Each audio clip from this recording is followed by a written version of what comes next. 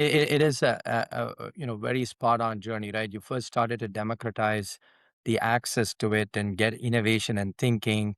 You gave the empowered ownership to the business teams. You had a governance framework to justify what works, what doesn't work, and weed it through. And basically, what you were doing through the process was building that muscle memory for the company because it's a new skill.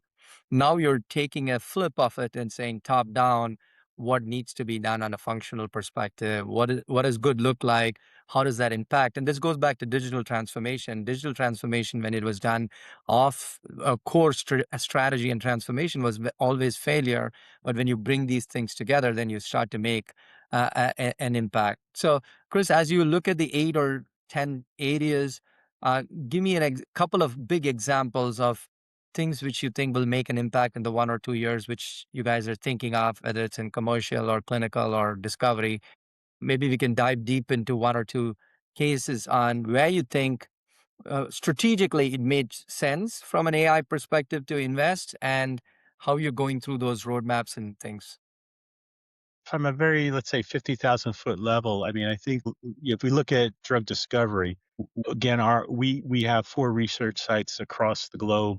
To keep it simple is just having a roadmap on where we go with drug discovery. What are the areas from lead optimization to finding that next molecule? Where do we focus on? What are the things, the tactical as far as opportunities that we would go after and start to really build that. We can look at from a compliance aspect, what are the focus areas where, again, come back to when we look at game changing productivity and automation, what are things that we can get more value in productivity out of that particular function? Again, I think when we look at finance, again, good area, looking at the mundane processes of month end, quarter end closes.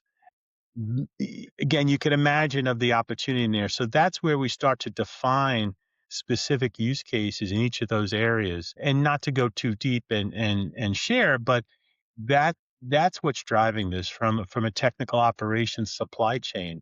What is it, from an inventory management production, what we should be focusing on. And what that's allowing us to do is it was critical to open it up from a ground up and grassroots that I think built the confidence and it demonstrated the value. Now it's kind of like truly being embedded, and I think go back to what you said about digital transformation. It's now part of how you operate as a function